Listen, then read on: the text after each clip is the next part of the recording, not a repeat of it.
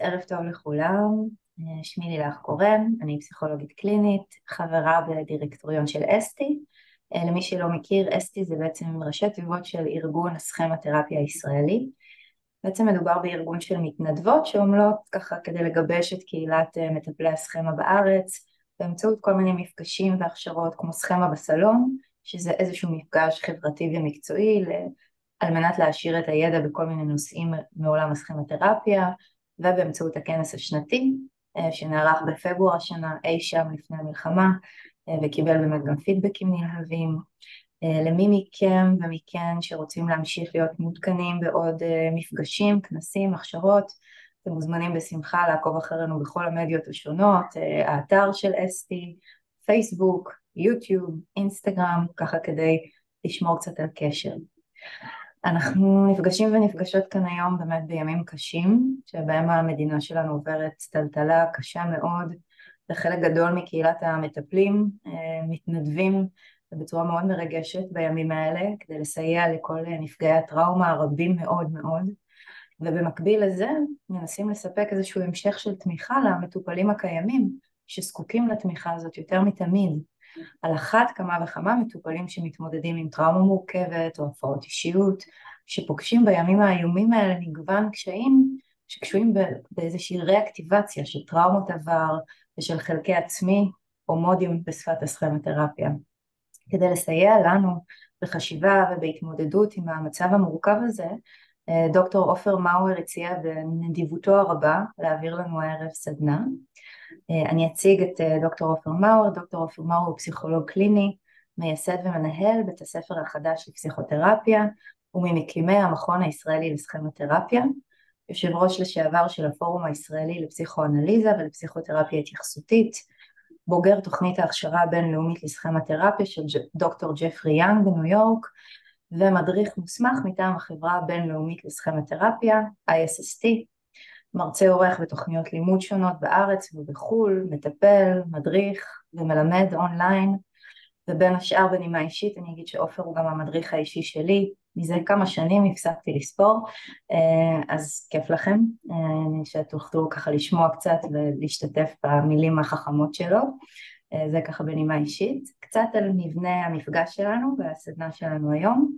בחלק הראשון של הסדנה עופר יציג עקרונות טיפוליים לעבודה עם מטופלים מורכבים וארוכי טווח בזמן משבר, ובחלק השני הסדנה תתמקד באיזושהי הדרכה על מקרה. לאחריה יוכלו המשתתפים להעלות כל מיני שאלות, לקבל משוב על העבודה. החלק הראשון של הסדנה יוקלט, יישלח לנרשמים, יעלה לעמוד היוטיוב של אסטי, אל דאגה. החלק השני פחות מטעמי סודיות ואתיקה, מכיוון שמדובר כמובן במקרה אישי. אז עופר, נרגשת להעביר לך את המיקרופון, ושוב תודה על היוזמה הזאת הערב. לך תודה רבה רבה רבה רבה, ותודה רבה לכולכם. נתחיל בערב טוב, אז ערב טוב חברות, חברים יקרים, good evening, dear friends, מסא אל-חיר, סדיקתי וסדיקאי אלייזה. אני רוצה להודות לכולכם שאתם מקדישים מזמנכם היקר כל כך כדי לעזור למטופלים, למטופלים המורכבים, האהובים והיקרים כל כך ללב. ואני רוצה להגיד... לא שומעים חזק או שרק אני? אני אנסה להגביר את הכל. רק את. תודה. גם אצלי לא שומעים כל כך. לא רואים את עופר? לא רואים את המרצה. יש בעיה בשמע. עכשיו יותר טוב? תעשו ספיקר ויו, שיראו את עופר. כן, לילך, רואים רק אותך. שם בספיקר ויו לא רואים את עופר. כי את מסומנת. אני שומעת מצוין. כן, תודה. אני נפתור את זה מיד, נפתור את הבעיה. רק שנייה אחת, ונעשה את זה ככה. יכול להיות שעכשיו רואים יותר טוב? יש, בסדר? כן, גם רואים וגם שומעים, תודה. כן, תודה. תודה. אז אני רוצה להתחיל באמת דקותיים רק כדי להגיד תודה לוועד המנהל של ארגון סכמתרפיה ישראל, לכל החברות החברים בארגון, לצוות המכון הישראלי לסכמתרפיה, והשותף שלי לניהול שלו, פרופסור אשכול רפאלי מהמחלקה לפסיכולוגיה בבר אילן, לכל צוות בית הספר החדש לפסיכותרפיה, במיוחד לגברת זוהר מינקוביץ' וגברת נוגה גילעם, שמחזיקות כל כך הרבה מהעומסים בימים המורכבים האלה, לפרופסור גרי דיימונד מהמחלקה לפסיכולוגיה באוניברסיטת באר שבע, ולכל הצוות של הקליניקה של המחלקה לפסיכולוגיה שם.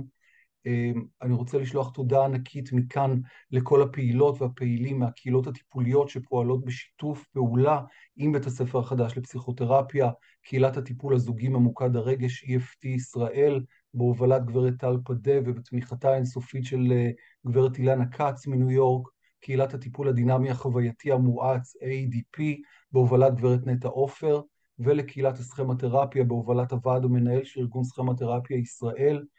תודה ענקית ענקית לכל הסטודנטים שלנו, למודרכים במסגרות השונות שעושים בימים האלה ימים כלילות כדי להביא את הידע והניסיון המקצועי לכל המקומות שבהם הם פועלים ומתנדבים עכשיו.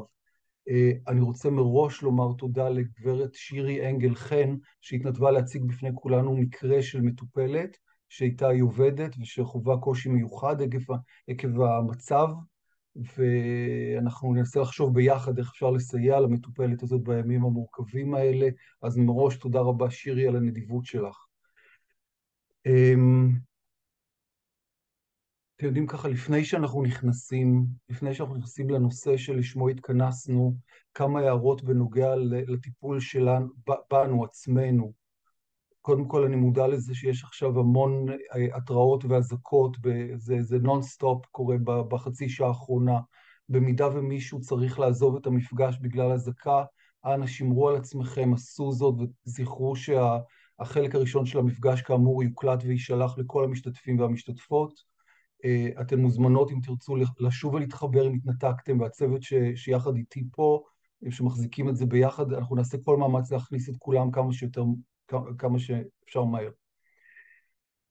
וכדי ככה, אני אומר את זה לעצמי, אני אומר את זה גם לכם, אני מציע ככה נתמקם באופן נוח ויציב על הכיסא, נשים לב לגוף שלנו, ננסה קצת להרפות אותו באופן מודע, לקחת נשימה עמוקה לפני שאנחנו צוללים בתוך התכנים המורכבים האלה שאליהם אנחנו הולכים לצלול.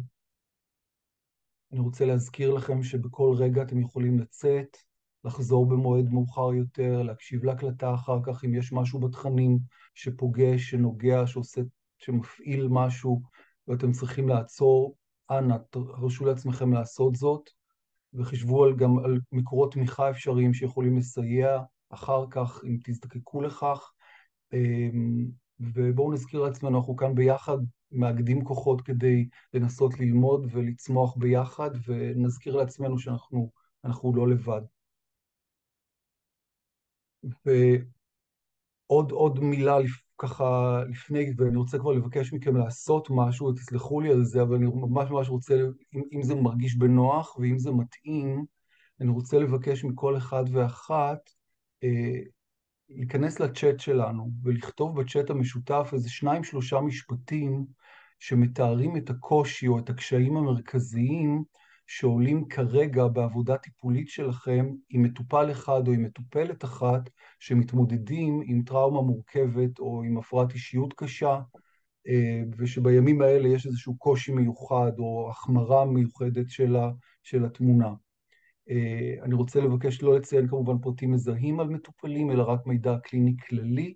נקדיש לכך איזה 2-3 דקות, ומיד נמשיך. אוקיי? מה שעולה לכם ככה, הקושי המרכזי עם מטופל עכשווי שמתמודד עם טראומה מורכבת או עם הפרעת אישיות קשה, ושהסיטואציה עכשיו ככה מאוד מתרגרת אותו או אותה.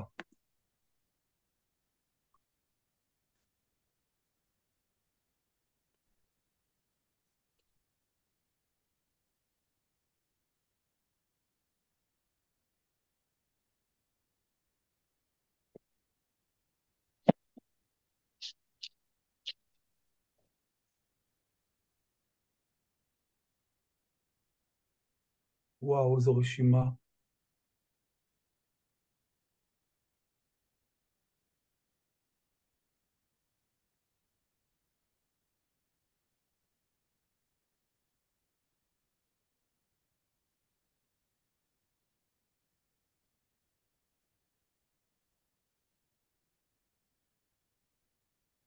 וואו. טוב, אני קצת עם דמעות בעיניים רק מלראות את כל הרשימה הזאת.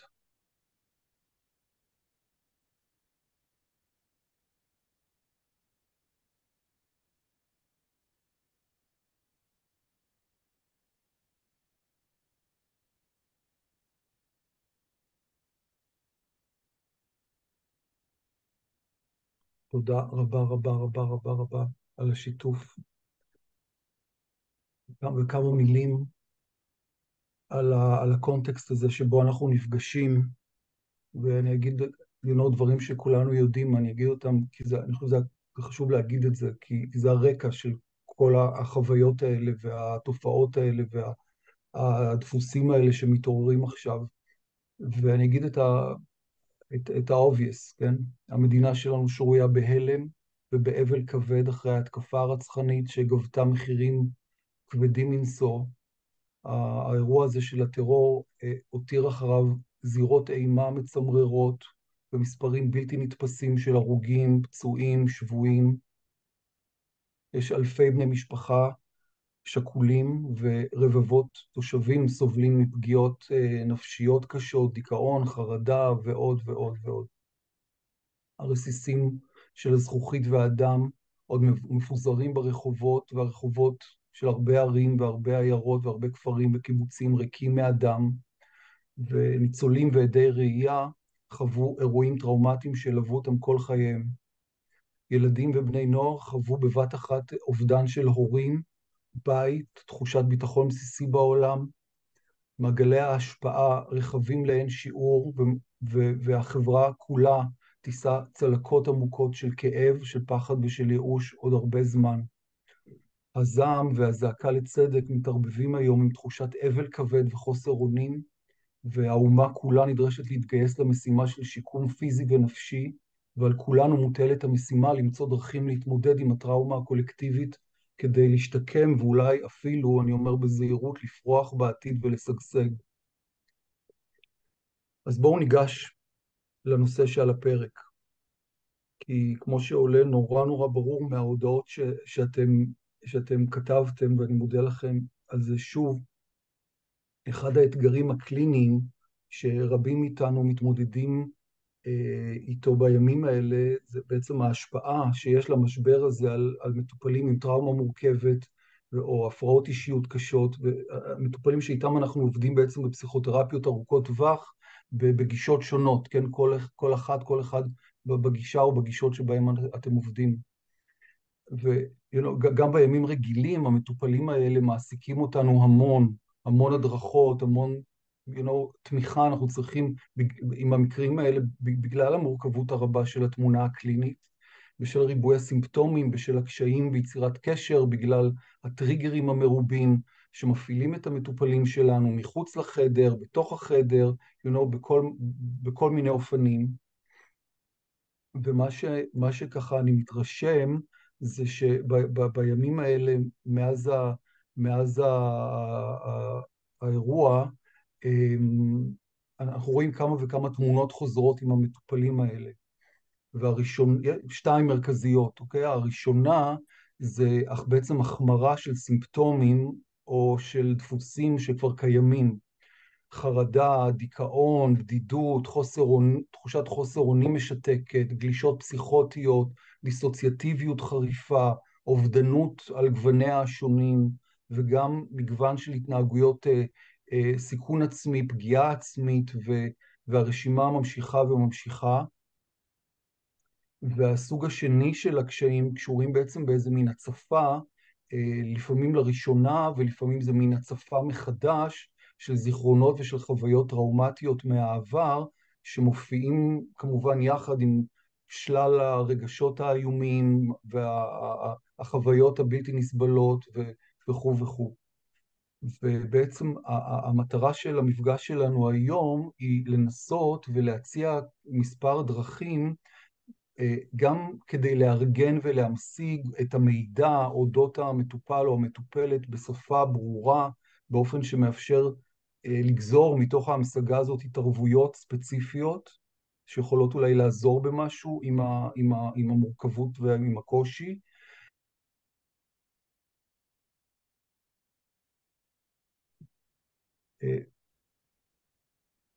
סורי. שומעים? אוקיי? וגם בעצם כדי לא רק לעזור ברמת ההמשגה, אלא גם בעצם להציע התערבויות ספציפיות, ונדבר על זה, על התערבויות ספציפיות שבעצם הן נגזרות מתוך צורת ההמשגה המסוימת שעליה נדבר.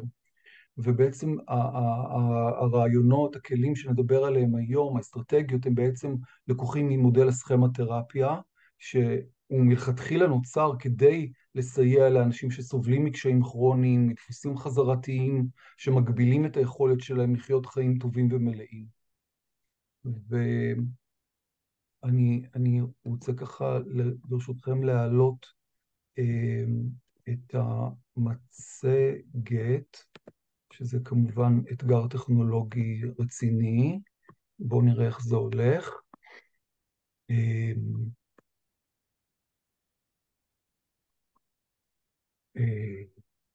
אני לא כל כך עולה, בואו נראה שנייה.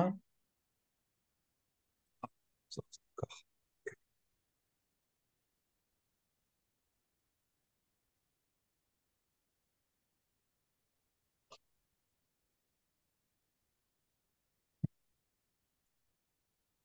סליחה, אני אנסה לעשות את זה שוב.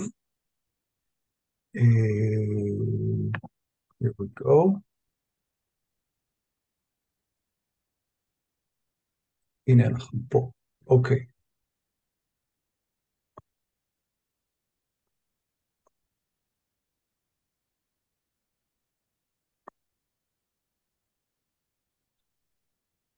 ולמה בעצם אני שם את השקף הזה? השקף הזה ילווה אותנו. אני אראה אותו כמה פעמים הערב, כי איכשהו הוא מתמצת את העניין שאני רוצה לדבר עליו.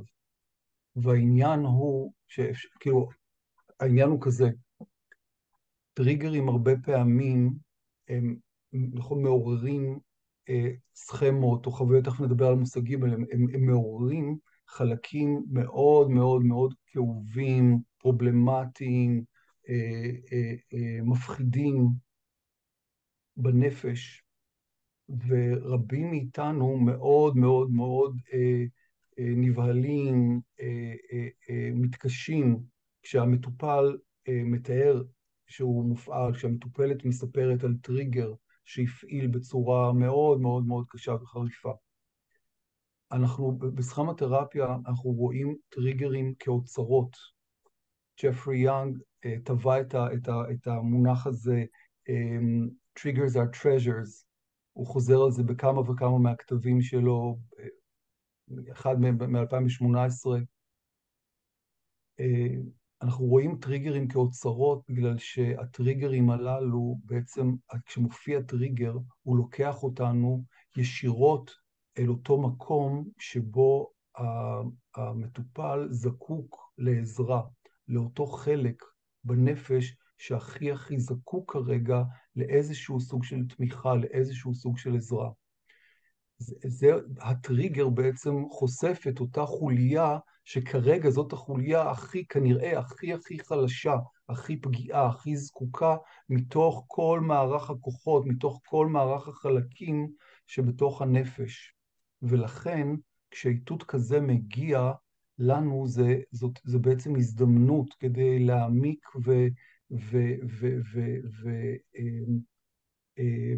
אולי לשפר במשהו את העבודה שעשינו עם המטופל עד כה. אז בואו נחזיק כרגע את הרעיון הזה, ש-triggers are treasures, ואנחנו ננסה לחשוב יחד איך אנחנו לוקחים את הרעיון הזה ועובדים איתו, תוך שאנחנו משתמשים במודל שלנו של הסכמתרפיה.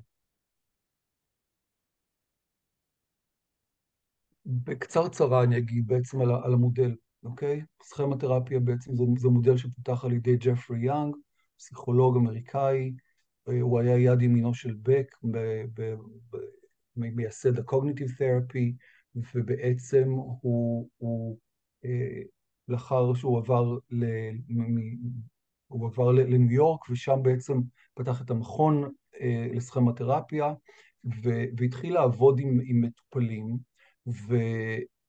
מה שהוא ראה זה שה-cognitive therapy לא עובד כמו שהוא היה רגיל שהוא עובד עם מטופלים של Axis 1, עם דיכאון וחרדה. הגיעו מטופלים אחרים, מטופלים עם הפרעת אישיות, עם קומפלקס טראומה, עם כמה הפרעות אישיות מאובחנות, והמודל שבדרך כלל עבד מאוד מאוד מאוד יפה, לא עבד. הוא לא נתן את המענה המצופה, והוא בעצם יצר איזו מין אינטגרציה, תוך כדי עבודה עם הצוות שלו, הוא יצר מין אינטגרציה של כמה וכמה מודלים, ובעצם כבר מראשית הדרך, הניסיון הקליני הוא לתת מענה בדיוק למטופלים המורכבים האלה שעליהם אנחנו מדברים היום. מאז המודל התפתח והתרחב למגוון של כיוונים, אבל בבסיס שלו הוא נוצר כדי לעבוד עם מטופלים כאלה. וכדי לדבר על המודל, ניכנס אליו בעצם דרך, וגם נעשה את זה יחסית בקצרה, נדבר על כמה מושגי יסוד. והמושג הראשון בעצם זה המושג של הצרכים הרגשיים, ה-core emotional needs. ההנחה של המודל שלנו אומרת בעצם שכולנו נולדים עם צרכי ליבה רגשיים, צרכים מרכזיים שבעצם הם קיימים לאורך כל החיים, מלווים אותנו כל חיינו, ובעצם הצרכים הללו, כן, הם כוללים מגוון של, כן, יש כל מיני צרכים, יש שגם יאג חילק אותם למקבצים, ההתקשרות הבטוחה לאחרים, צורך באוטונומיה, לבטא באופן חופשי צרכים ורגשות, ספונטניות ומשחק, גבולות מציאותיים, שליטה עצמית, יש לנו מגוון של צרכים. וכמובן, כשהצרכים הללו מקבלים מענה שהוא טוב דיו, אז התינוק, הילד, כן, הם לומדים שיעורים מאוד חשובים על החיים, על עצמם, על הזולת, על יחסים עם בני אדם, והשיעורים האלה בשפה של המודל נקראים סכמות. עכשיו, העניין הוא שכמובן core emotional needs לא מקבלים מענה מושלם אף פעם, וכאשר core emotional needs לא מקבלים מענה שהוא מספיק טוב, או לא מקבלים מענה בכלל, אז בעצם נוצרות סכמות שהן מעל-אדפטיביות, ותכף נדבר על המושג הזה של הסכמות המעל-אדפטיביות. אבל בעצם המודל שלנו מניח שאדם בריא פסיכולוגית, אדם מתפקד באופן שהוא טוב דיו, הוא בן אדם שבעצם מסוגל באופן מותאם ומתמשך להביא למילוים של הצרכים הרגשיים שלו לאורך כל חייו. ולכן גם אם אנחנו מצליחים להתכנס מסביב להגדרה המאוד מסוימת הזאת של מה זה אומר להיות בריא, אז מכאן אפשר גם לגזור את כל מה שאנחנו צריכים לעשות בטיפול. מטרת העל של הטיפול בסכמתרפיה בעצם זה לעזור למטופל למצוא דרכים מסתגלות, מיטיבות, מתמשכות, כדי להביא למילוי הצרכים הרגשיים. אין הכוונה כמובן שאנחנו צריכים לעשות את זה לבד, בהחלט כן הכוונה שחלק מהדברים אנחנו יכולים לפעמים לעשות לבד, אבל אנחנו צריכים גם לדעת לייצר יחסים, קשרים עם אנשים אחרים שבהם הצרכים הרגשיים שלנו יקבלו מענה כלשהו. ובעצם למטרת העל הזאת, כן, ללמוד לתת מענה ל-core emotional needs שלי, לעבר המטרה הזאת, כל ההתערבויות בסופו של דבר מכוונות, כן, כל ההתערבויות מכוונות אל המטרה הזאת. אבל הזכרתי את המילה סכמות, עוד טיפה אחת תחזיקו איתי עם הרעיונות של המודל, ואנחנו נתקדם קדימה. סכמות, נכון, סכמה מן תבנית או דפוס, והמושג הזה קיים ב-CBT, יאנג הרחיב את זה והוסיף על המושג הבסיסי של בק גם מרכיבים רגשיים וגופניים סנסומוטוריים, ובעצם הוא אומר כזה דבר, שכאשר core emotional needs, צרכי ליבה רגשיים מרכזיים, לא מקבלים מענה הולם, או לא מקבלים מענה בכלל, ילדים לומדים, כן? הם לומדים לא רק שהצרכים מקבלים מענה, הם לומדים רק שהם לא מקבלים מענה. והסכמות הללו, הלא אדפטיביות, שהן בעצם, הן מאוד אדפטיביות ברגע ובמקום שבו נוצרו, כן? למה? בגלל שזאת הסביבה שבתוכה הילד גדל, כן? והוא לומד איך להתנהל בתוכה, מה לצפות בתוכה. הסכמות הללו כמובן נשארות, נכון? וממשיכות לכוון ולהנחות את האדם בתפיסתו, בהתנהלות שלו בעולם. יש כאן הגדרה יותר פורמלית של סכמה מוקדמת לא אדפטיבית, אני קצת אדלג הלאה. חשוב רק לציין נקודה להמשך הדיון שלנו, שההתנהגות היא לא חלק מהסכמה. סכמה זה כוללת מחשבות, רגשות, תחושות, אבל מה אנחנו עושים, כן, מה האדם עושה כשסכמה מופעלת, את זה אנחנו כבר רואים כתוצאה בעצם של אקטיבציה של סכמה, ובהגדרה היא לא כוללת את המרכיב ההתנהגותי. ובעצם החיבור הזה, החיבור של מה סכמה ומה התנהגות, הוא בדיוק מוביל אותנו אל המושג הבא. והמושג הזה זה מושג של self-state, מצב עצמי, או בשפה של המודל שלנו, של הסכמתרפיה, זהו mode. ובעצם mode או self-state זה אותו מצב רגשי ודרכי הסכמות ודרכי ההתמודדות שפעילים בזמן נתון אצל הבן אדם. אוקיי? כל אחד מאיתנו יש לנו כמה וכמה מודים, כן? יש כאלה שיש להם יותר, יש כאלה שיש להם פחות, יש כאלה שהם יותר מיטיבים ואדפטיביים, יש כאלה שהם, כשהם פועלים הם מאוד מאוד מכאיבים, ויש כאלה שכשהם פועלים הם מאוד מאוד כואבים, ומה שאתם יכולים להבין כבר כשאנחנו מדברים על זה ככה, נכון, זה שמודים זה דבר שהוא משתנה, הוא מתחלף, יש תזוזה, יש תנועה בין מודים. ובעצם בכל רגע נתון, לכל אחד מאיתנו, ברגע נתון יש איזשהו מוד, שהוא כרגע זה שכמו נוהג, הוא מחזיק את ההגה, הוא זה שנוהג וקובע את ההתנהגויות שלנו. לפחות מוד אחד כזה בכל רגע נתון. אני ממשיך קצת קדימה. בעצם יאנג זיהה מספר מקבצים, מספר סוגים של מודים, מספר סוגים של מצבי עצמי, ילדיים, הוריים, אני שם את זה במרכאות כי לא תמיד באמת המקור הוא ההורים, מצבי עצמי של התמודדות בלתי מסתגלת ומצבי עצמי בריאים, ובעצם מה שאני רוצה להציע שנעשה, זה להסתכל יחד על מפת מודים גנרית, מפת מודים שאצל כל אחד מאיתנו, ובטח ובטח אצל כל אחד ממטופלינו, אבל אני חושב שנכון יהיה לומר שאצל כל אחד מאיתנו, קיימת בתוכנו איזושהי קומבינציה, איזושהי קומבינציה מאוד מאוד ייחודית של מודים, שבינם, כן, ביניהם אנחנו זזים לאורך היומיום שלנו, לאורך התפקוד שלנו, וכאשר טריגר מופיע, הוא מפעיל, כן, הוא עושה אקטיבציה למוד מסוים, לסלף-סטייט מסוים, וכשהמוד הזה פועל, הוא צובע באופן מאוד מאוד דרמטי את תהליכי החשיבה, את הרגשות וגם את ההתנהגות. ונעבור בזריזות על האזורים השונים של המפה הזאת, ונתחיל דווקא למטה. למטה נמצא מוד המבוגר הבריא או המבוגר המיטיב, שזה חלק מאוד מאוד חשוב, שלפעמים כשעובדים עם מטופלים מאוד קשים, מטופלים מורכבים, לפעמים הרגע היחיד שהוא הופיע, זה היה באותו רגע שהמטופל יצר קשר ופנה אלינו, ויכול היה להתבונן על מה שקורה בחייו ולהגיד, אני צריך עזרה. ומאז אותו רגע עבדו עקבותיו ולא נראו, והוא לא נראה מאז, או הוא מופיע לעתים מאוד מאוד נדירות. והחלק הזה הוא חלק מאוד מאוד חשוב, כי הוא בעל ברית שלנו, וזה חלק שמסוגל, hopefully, להתבונן, hopefully, להתייחס ולעשות כל מיני דברים בנפש פנימה, כאשר מוד אחר מופעל. ועל הפונקציות השונות של המוד הזה, של המבוגר המיטיב, נדבר על זה עוד בהמשך. לידו אתם רואים מוד של ילד שמח או ילד מרוצה, זה אותו חלק שמופעל, שכאשר הוא מופעל, המטופל מרגיש ככה שמח ומרוצה, והוא מסוגל להיות משחקי ולהיות מחובר לחוויות מיטיבות מילדותו. לפעמים אין הרבה כאלה ולפעמים אין בכלל, אבל לפעמים יש כזה מוד. נעבור למודים הילדיים האחרים שנמצאים פה בצד ימין.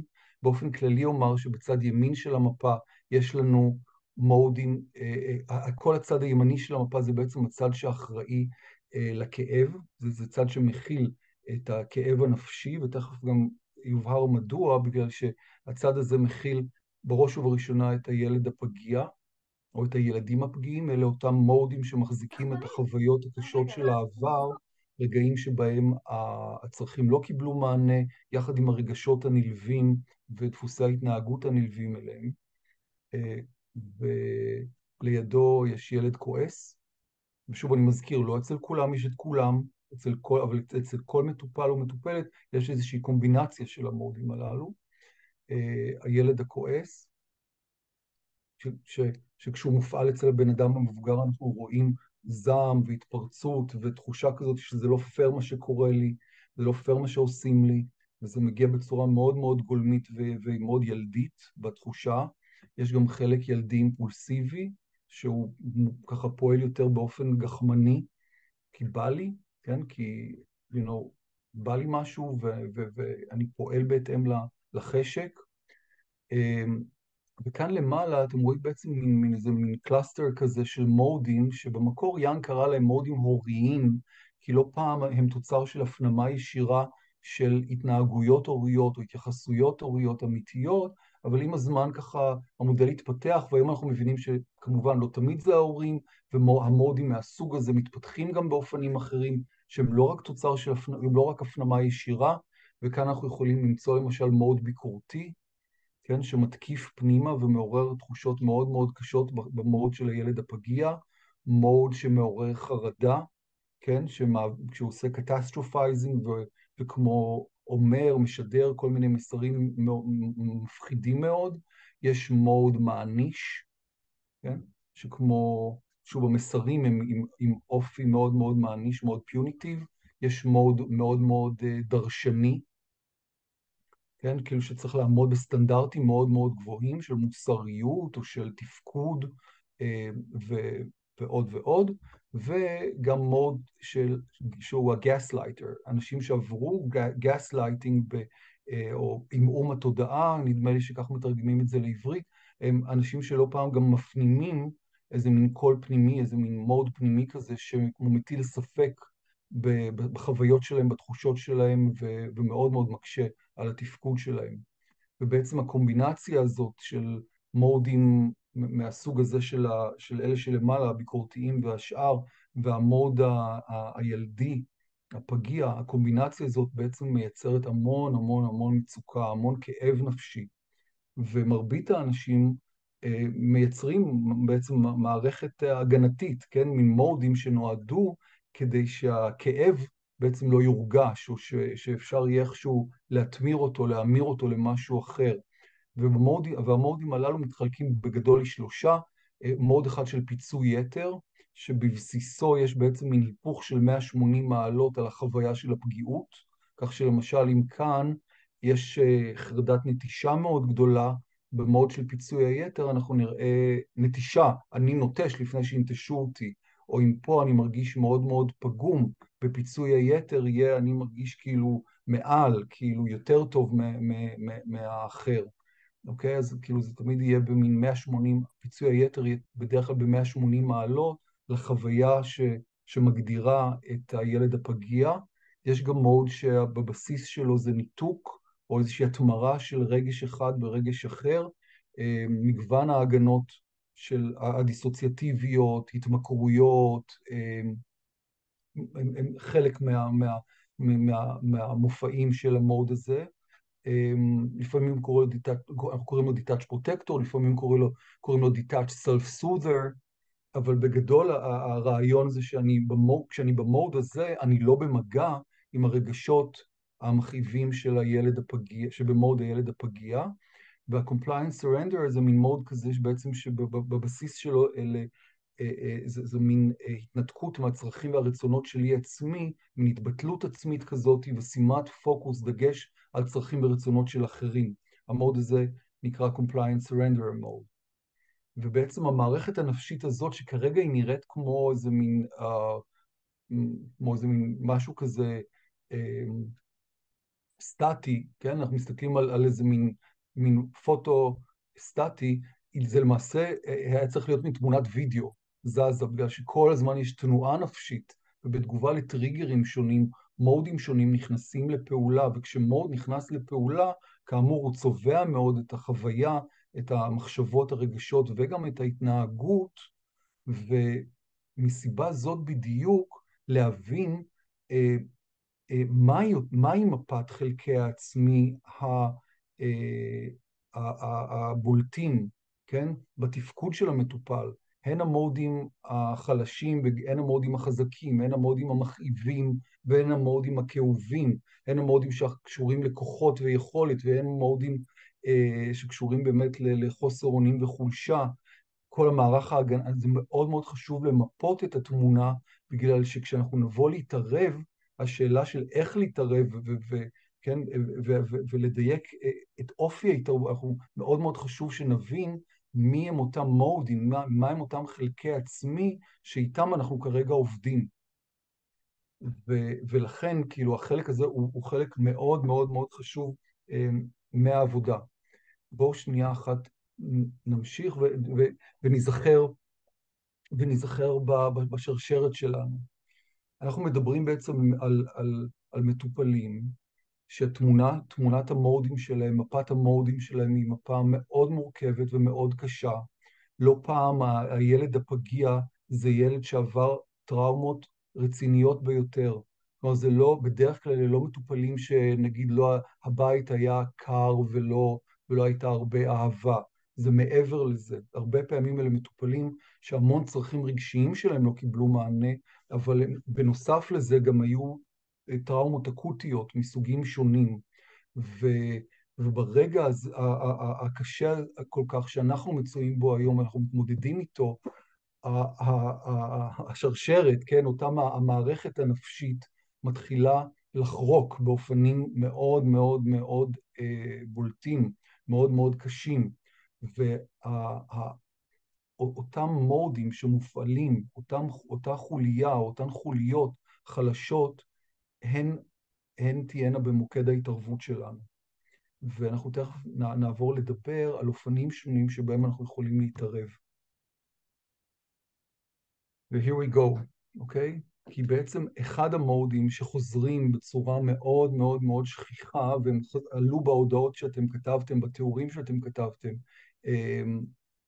הם קשורים בעצם לתחושות של עצב וחרדה עצומה, כאב נפשי, בושה, אשמה, תחושה של I'm not good enough, תחושה של באיזשהו, ועוד ועוד ועוד, אני לא אפרט, המון המון המון פגיעויות, כן, רגשות פגיעים מסוגים שונים, רגשות כואבים מסוגים שונים, והמוד הזה של הילד הפגיע הוא הנמען של הרבה מאוד מהעבודה שלנו בטיפול, והוא גם צריך להיות הנמען של העבודה שלנו בימים המורכבים האלה.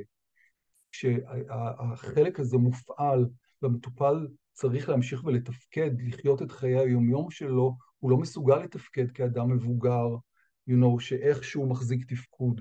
הוא כמו הופך להיות באמת, הוא כמו הופך להיות כמו ילד פגיע, עם כל המחשבות, עם כל הרגשות, עם כל החוויות הנלוות, והתפקוד הוא בלתי אפשרי, או הוא מאוד מאוד מאוד קשה.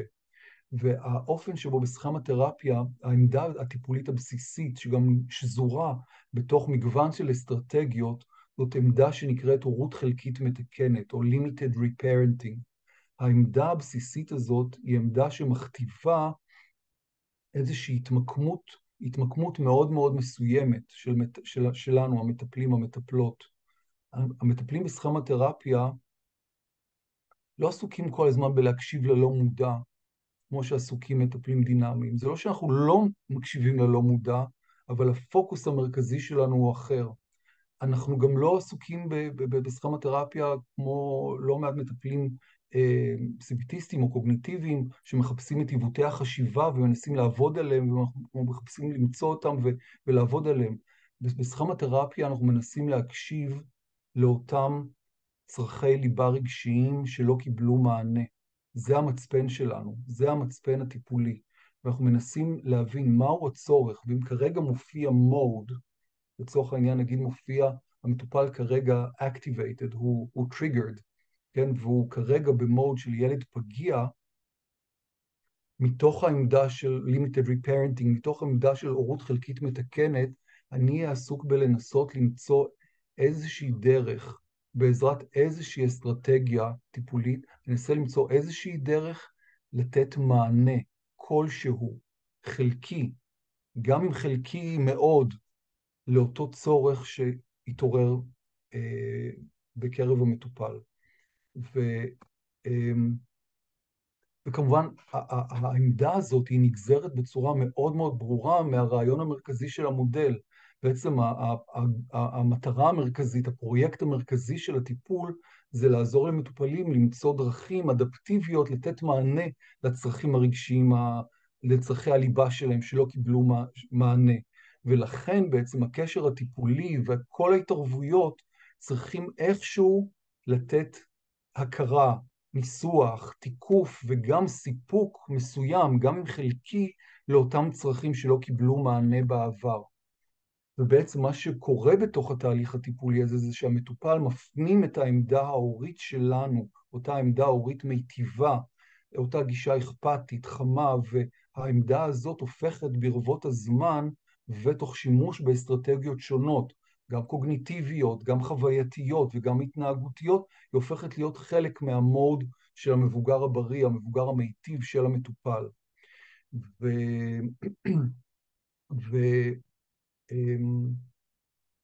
אני קצת ארוץ בגלל הזמן שלרשותנו, אני טיפה ארוץ על ההתערבויות הקוגניטיביות, ונדבר קודם כל על ההתערבויות החווייתיות, ואם נשאר לנו זמן, נחזור להתערבויות הקוגניטיביות.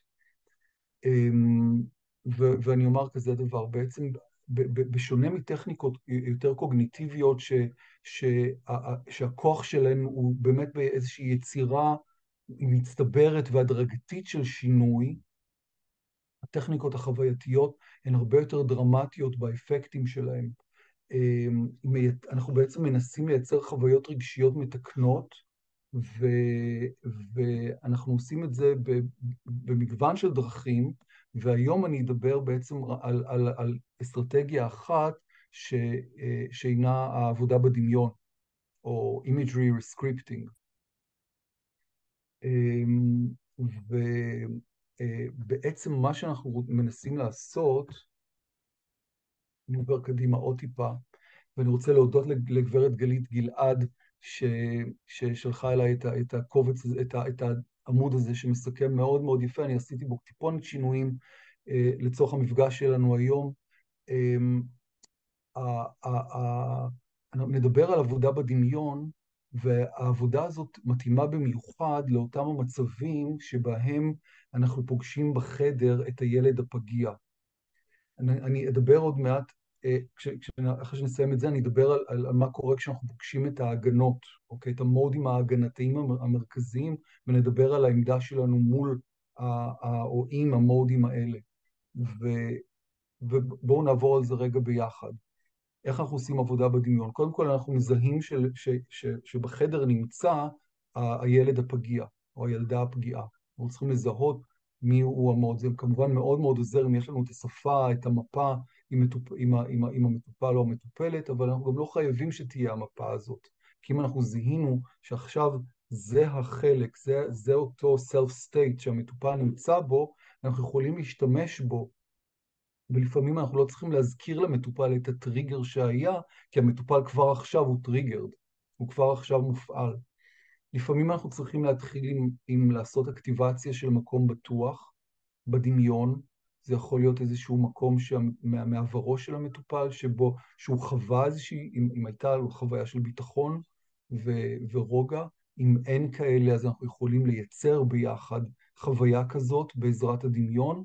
אנחנו מזמינים את המטופל או את המטופלת במידה והם מרגישים בנוח, לעצום עיניים, להיכנס לתוך החוויה הזאת, ואנחנו מנסים לעזור להם קצת להגיע למצב יותר regulated, ברמה הגופנית וברמה הרגשית.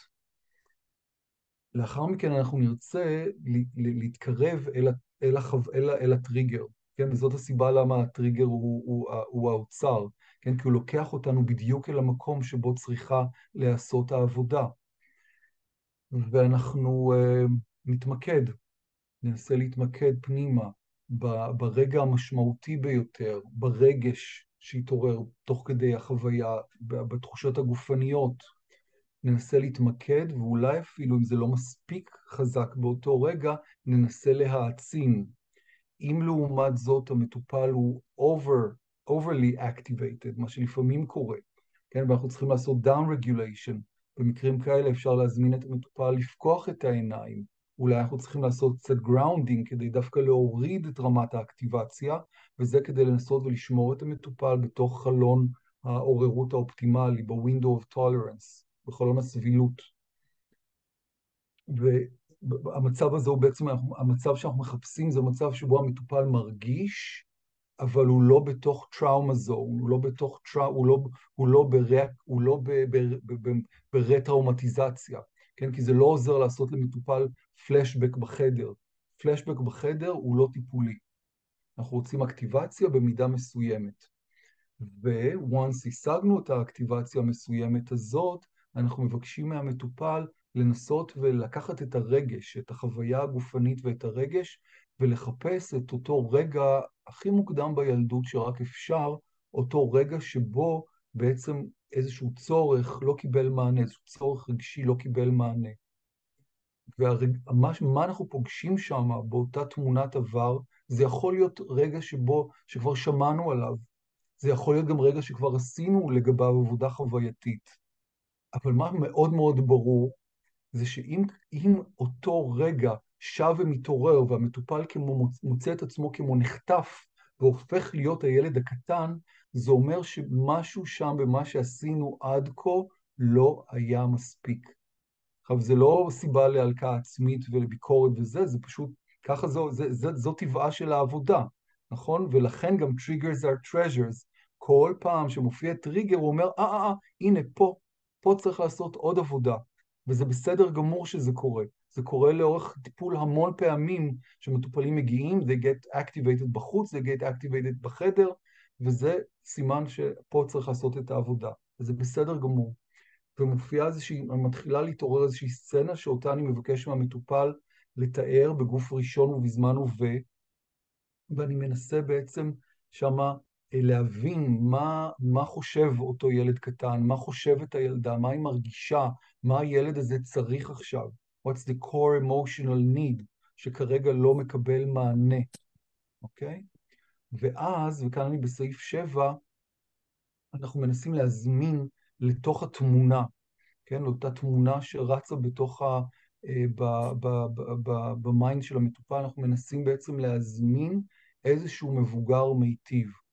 מי זה המבוגר הזה? זה יכולים להיות כל מיני מבוגרים. זה יכול להיות אנחנו עצמנו, אנחנו יכולים לבקש מהמטופל לדמיין אותנו stepping into the scene, זה יכול להיות מישהו אחר, דמות אחרת מתוך חייו של המטופל בהווה או בעבר, ולעיתים, במידה וכבר קיים שם מוד של מבוגר מיטיב, מספיק יציב, חזק, שכבר יש לנו ניסיון ועבודה איתו, אנחנו יכולים להזמין את העצמי הזה, את אותו מוד של המטופל, על מנת שיעזור במילוי אותו צורך של הילד או הילדה. ואז בעצם אנחנו מבקשים מהמטופל לדמיין בדיוק את זה.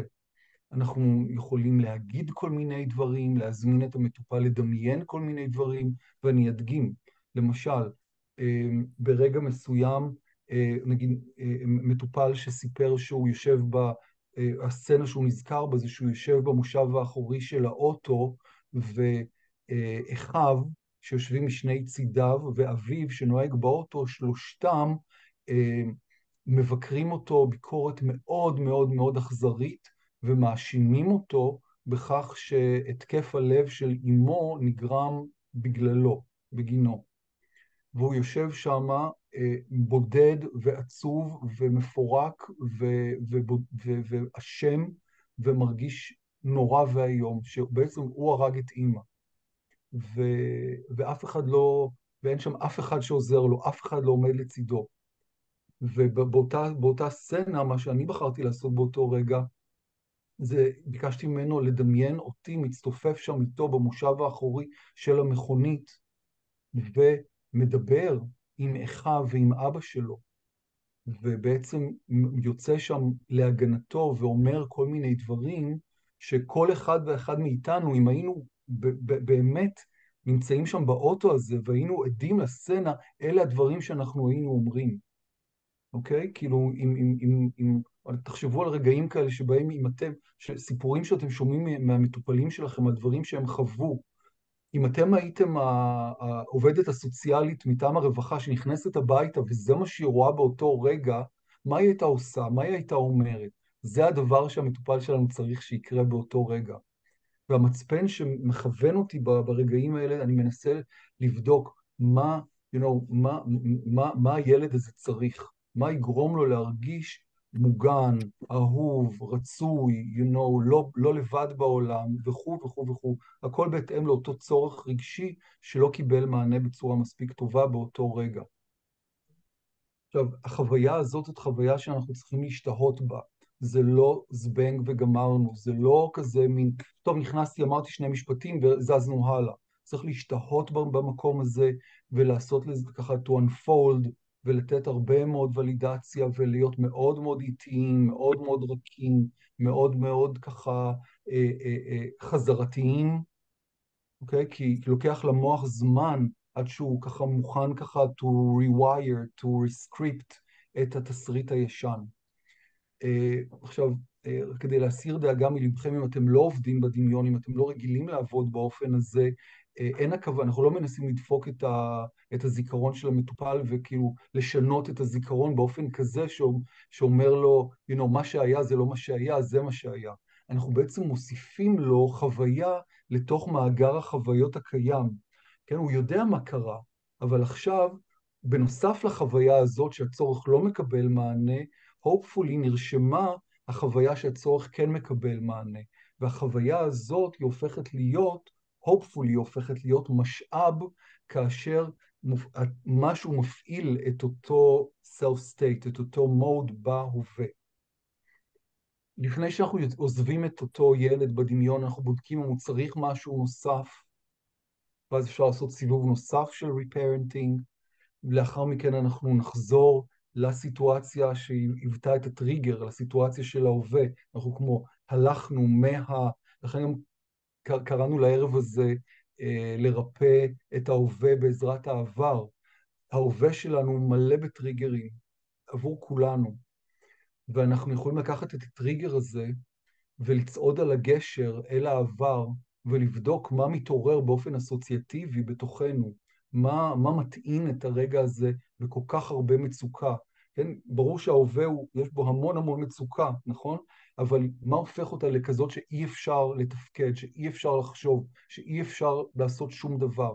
אנחנו מנסים לברר מה זה היה שם, שהופך את זה לכזה.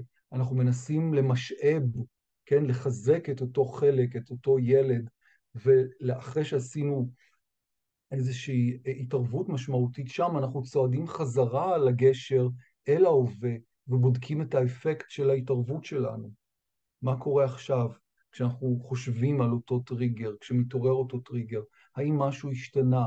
האם זה אותו דבר? ולפעמים זה באופן רגעי, זה מרגיש אותו דבר כאילו כלום לא קרה, והאפקטים הם יהיו יותר ארוכי טווח.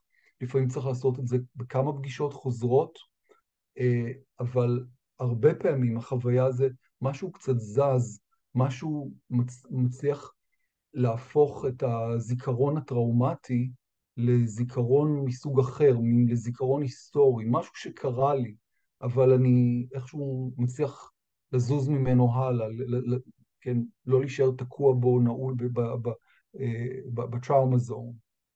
לאחר שעשינו את העבודה הזאת, אנחנו יכולים לעזור לבסט את הרגשות, לחזור למקום הבטוח, לנסות להפעיל את הרשתות הללו,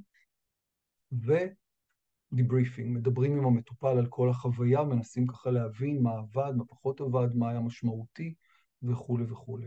אלה פחות או יותר השלבים של העבודה בדמיון, ובטוח שאפשר לשאול ולקיים דיון, ויהיה זמן לשאלות ותשובות, ונעשה את זה בחלק האחרון של המפגש שלנו. אני רוצה להציע עוד צורת התערבות אחת, אחרת ושונה מאוד, והיא מהאזור היותר קוגניטיבי. האמת היא שאפשר גם להשתמש בטכניקה, באסטרטגיה הקוגניטיבית, אחרי שעושים עבודה יותר חווייתית, וזה העבודה הקוגניטיבית שבאה בעקבות העבודה החווייתית, לאו דווקא באותה פגישה, היא יכולה מאוד מאוד לעזור בקונסולידציה של ההישגים הטיפוליים.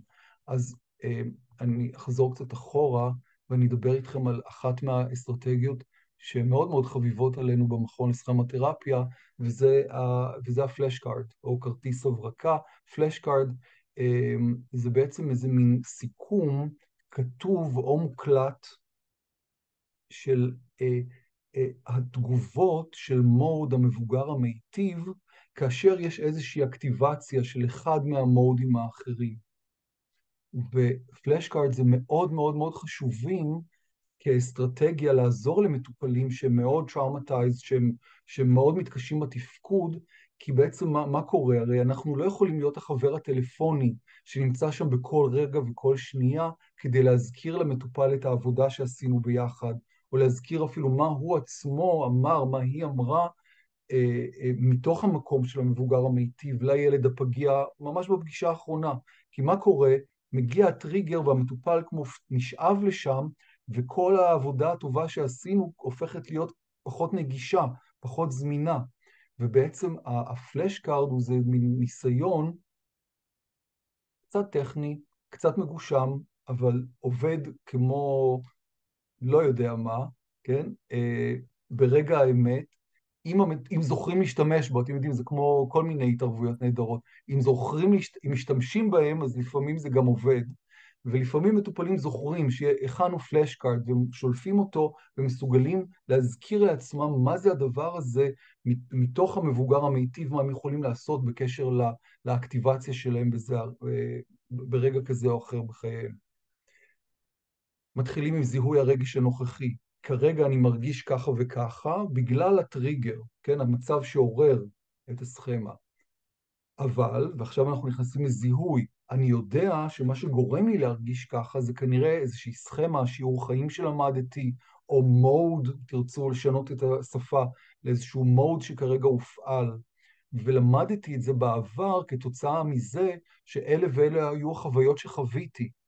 וכתוצאה מזה שלמדתי שככה זה, כן, למשל, תמיד נוטשים אותי, או אי אפשר לאהוב אותי, או אנשים, זה מסוכן להתקרב לאנשים, כן? הסכמה הזאת גרמה לי להעריך כל מיני מצבים, לתפוס אותם בצורה שהיא לא מועילה לי היום. ולכן למרות כאן אני נכנס להתגור, למרות שיש בתוכי צד או מוד שמאמין את הגרוע מכל, או את הדבר הזה שלמדתי, המציאות היא, וכאן אנחנו ממש עובדים עם המטופל כדי להביא עדויות והוכחות מהמציאות, שתומכות בנקודת המבט החיובית הזאת, השונה. ואז אנחנו עוברים גם לאקשן אייטם, אנחנו אומרים גם מה לעשות עכשיו. ולכן למרות שאני מרגיש כאילו הדיפולט שלי אומר, תעשה ככה וככה, שזה חלק מהמוד הישן, אני יכול במקום זאת לבחור לעשות איזושהי התנהגות אחרת, שהיא התנהגות שהיא באה מהרפרטואר של המבוגר המיטיב.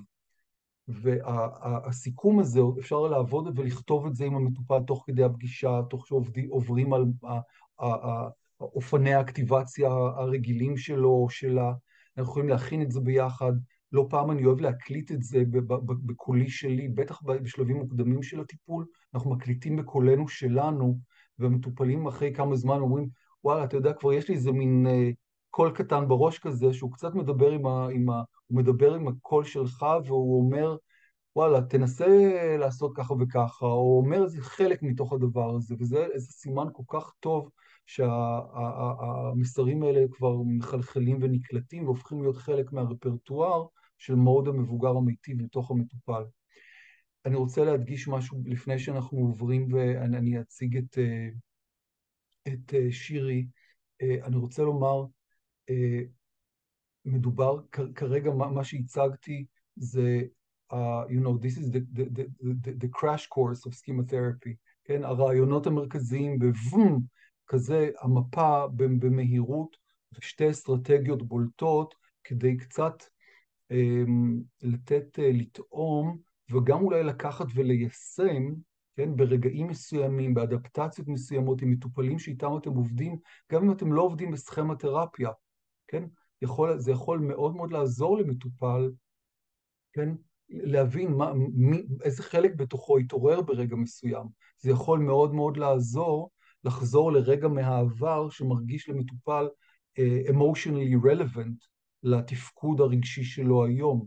זה יכול מאוד מאוד לעזור, לסכם באיזה פלאש קארד או באיזושהי צורה איך שלא תקראו לזה, את מה בעצם התמצית של תגובת המוד המיטיב והבריא בתוך המטופל. האסטרטגיות האלה יכולות להיות מאוד מאוד מאוד מועילות, ויש גם אחרות, ומפאת קוצר הזמן אולי נתייחס לזה בסוף, ואפשר לדבר על זה ולהעלות את כל הקושיות והשאלות שעולות בהקשרים האלה. אני רוצה אבל ברשותכם לספר, ככה להזמין את שירי אנגל חן להצטרף אלינו כאן, ולשם כך אני רוצה רגע למצוא אותך שירי. אני כאן. רגע, אני עוד לא רואה אותך, אם את תפתחי... פתחתי את המיקרופון, שתוכל לראות. ואני עוד לא רואה, שנייה אחת ברשותך. רשומה בעברית. בעברית, תודה. הנה השיר. אני...